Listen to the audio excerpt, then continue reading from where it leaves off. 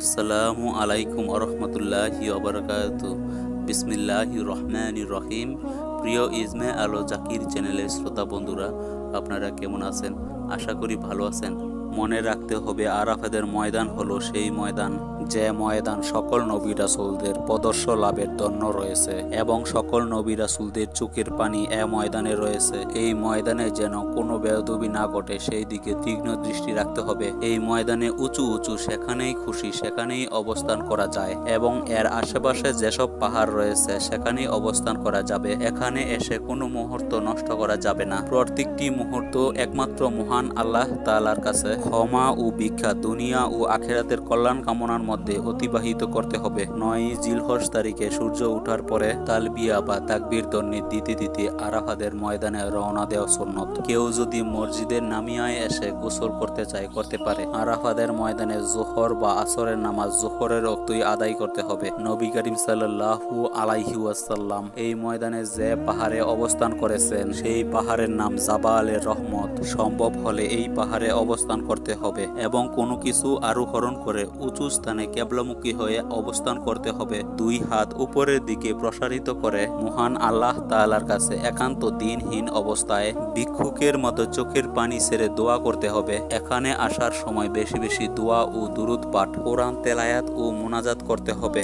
দোয়া করার সময় এমন শব্দ করা যাবে না যে অন্যের অসুবিধা হয়। হযরতে আয়েশা রাদিয়াল্লাহু আনহু থেকে বর্ণিত, নবী করিম সাল্লাল্লাহু আলাইহি ওয়াসাল্লাম বলেছেন, বছরে এমন কোনো দিন নেই যে দিন আল্লাহ তাআলা আরাফাতের দিনের তুলনীয় অধিক সংখ্যক বান্দাকে জাহান্নামের আগুন থেকে মুক্তি দেন। তিনি সেই দিন বান্দাদের অধিক নিকটবর্তী হন এবং ফেরেশতাদের সম্মুখে বান্দাদের সম্পর্কে গর্ব করে বলতে থাকেন, হে ফেরেশতাগণ, আমার এই বান্দারা আমার কাছে কি চায় আমি আজ তাদেরকে তাই দেব। হাদিস মুসলিম। আরেক হাদিসে বলা হয়েছে, আল্লাহ তাআলা বলেছেন, হে আমার ফেরেশতাগণ, তোমরা আজ সাক্ষী থেকো আমি আমার এই বান্দাদেরকে ক্ষমা করে দিয়েছি। নবী করিম সাল্লাল্লাহু আলাইহি ওয়াসাল্লাম বলেছেন, শয়তানকে কোনোদিন এত বেশি অপমানিত, ধিক্কৃত, বিধ্বস্ত ও রাগান্বিত দেখা যায় না। আরাফাতের দিনে এত বেশি দেখা যায় কারণ সে দেখতে পায় এই দিন মহান আল্লাহ তাআলার পক্ষ থেকে বৃষ্টির দ্বারা ন্যায় রহমত বর্ষিত হচ্ছে এবং তাদের বড় বড় পাপ ও গুনাহ ক্ষমা করে দেওয়া হচ্ছে।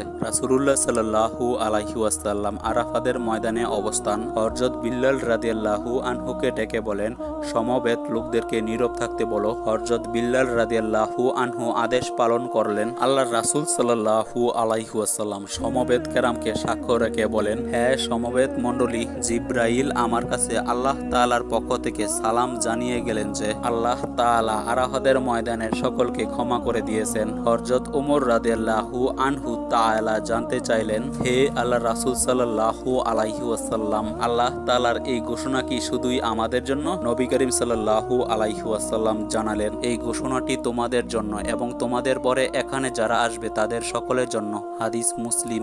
আর একটি হাদিসে নবী করিম সাল্লাল্লাহু আলাইহি ওয়াসাল্লাম বলেছেন, যখন আরাফাতের দিন হয় তখন আল্লাহ তাআলা নিকটবর্তী আকাশে আসেন এবং সমবেত হাজীদের সম্পর্কে ফেরেশতাদের কাছে গর্ব করে বলেন, আমার বান্দাদের দিকে তোমরা চেয়ে দেখো, তারা আমার কাছে ধূলি মলিন চিহ্ন। দূর দূরান্ত থেকে তারা শুধু এখানে আমারই উদ্দেশ্যে সমবেত হয়ে আমার কাছে কান্নাকাটি করছে। তোমরা সাক্ষী থাকো আমি তাদেরকে ক্ষমা করে দিলাম। আল্লাহ তাআলার এই ঘোষণা শুনে ফেরেশতাগণ আবেদন করেন, হে আল্লাহ, তোমার অমুক অমুক বান্দারা তো অনেক বড় বড় গুনাহ করেছে। আবারও আল্লাহ তাআলা বলেছেন, আমি তাদেরকে ক্ষমা করে দিলাম। নবী করিম সাল্লাল্লাহু আলাইহি ওয়াসাল্লাম আরাফাতের দিন অপেক্ষা এমন কোনো দিন নেই যেদিন জাহান্নাম থেকে এত অধিক সংখ্যক মানুষকে মুক্তি দেওয়া হয়ে থাকে। হাদিস মুসলিম। হে আল্লাহ, আমাদের জানায় অজানায় যত গুনাহ হয়েছে আমাদের সকলের গুনাহ মাফ করে দিন।